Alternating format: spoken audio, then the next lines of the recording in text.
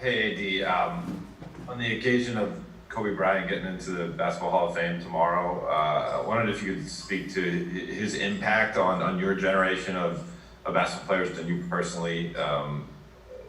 Yeah, maybe not necessarily like his place in the game. Obviously, we all know that he's in the Hall of Fame, but his impact. Um, I think his impact was very powerful. Before the tragedy, um, I think it just became, even more. He became even more impactful on our youth, on our generation. Um, but I just think that, you can see it with everyone wearing his shoes, even before um, the way he approached the game, the way he went about, his life, his work ethic. I think it was just very impactful. Just for me, just being someone that known him since I stepped foot in the league, all the way back to the USA team. And just seeing everything he did from, like I said, on the floor, off the floor, um, just kind of inspired me to kind of follow that same path and have that same work ethic.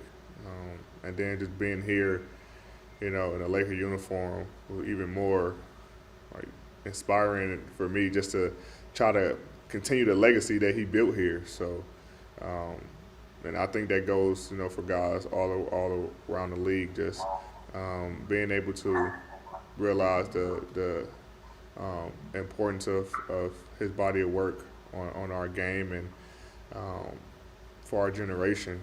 He's the guy that everyone looked up to and wanted to be like.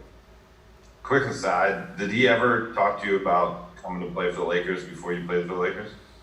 I don't think he did. I know he always talked about it would be he would love he loved playing against me in the Olympics and just seeing how much I've grown as a player.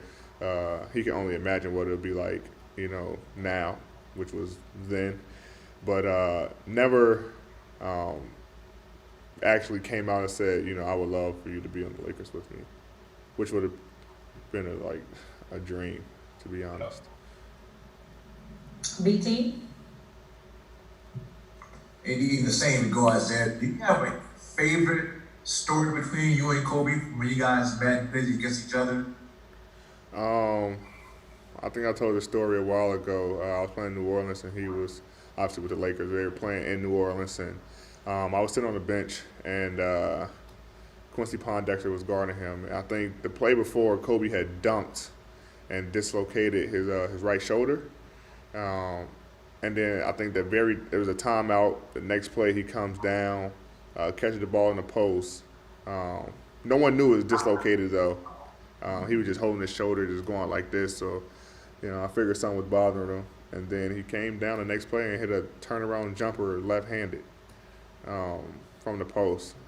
And that always just sticks in my head for a guy to, dislocate his shoulder and continue to play and come down and just say, fuck it, I'm gonna shoot left-handed. Like I can do it. I can get a bucket with either hand. It's insane to me. And the first time I've seen it, I've seen guys shoot left-handed and things like that, but to do it in a game, where it counts and it matters is just unreal. So that's one of my favorite Kobe moments for sure. Kyle?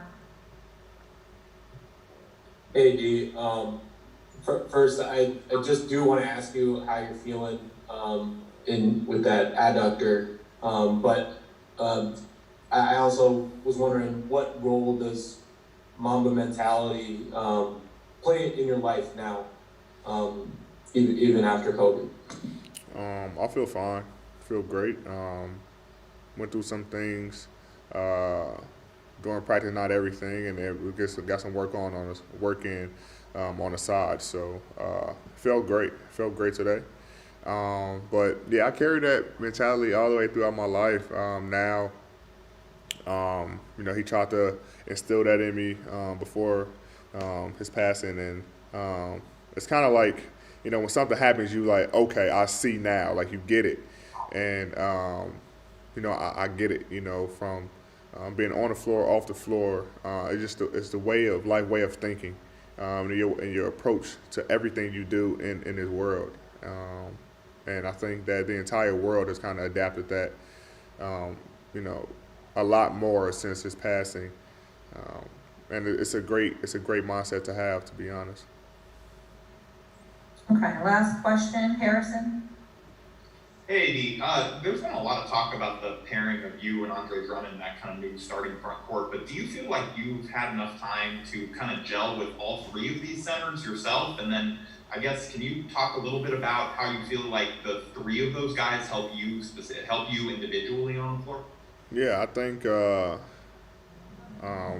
obviously we don't get a lot of game reps because the rotation is always changing, depending on the matchup and the game.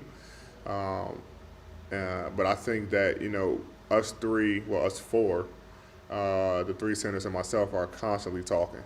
When I'm on a bench or the time I wasn't playing and they were playing, we constantly, was in talks about our spots on the floor, what it'll be like, what I like to see when I have the ball, when they have the ball, what I like to do to get open and passing, the high-low, like all those things. So it makes it a lot easier when you're constantly talking to each other and trying to figure things out.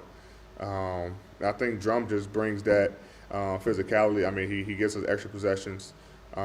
He's able to duck in, that lob threat, kind of like that Blake DeAndre thing they had a couple years back with the Clippers, their vertical spacing. Mark spread the floor. Now, there's no big that can help, when I get to the basket when I have a post up or anything like that. Now it's a small that's coming to double that I can shoot right over the top, or if I do have a one-on-one post up, I'm able to have all the space in the paint to make a move for myself or make a play for someone else. And Trez, man, he's just everywhere. Trez is everywhere. He brings that energy. That offensive rebound. We could throw it to him in the post, and now I can space, so it's good having all three guys out there. They all bring a different dynamic to our team. And Frank, what's the expectation for LeBron? Was able to practice today? Do you think he's going to play tomorrow? He did practice today. He's going to be listed as questionable for tomorrow. We want to see how he feels, in response to today's work, like always. But there's a chance that he plays, if things go well.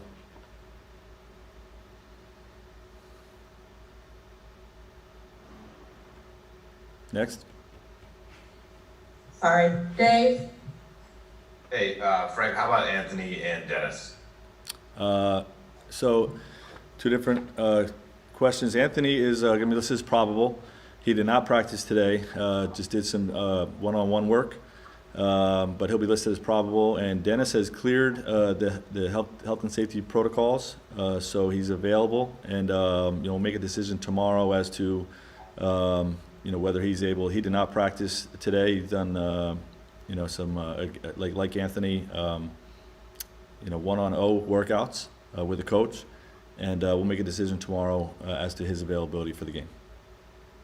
And just the idea, just the idea, if you do have them all, what does that do for you to have I don't know, what you want to call it, a dress rehearsal, or just being whole again prior to the postseason?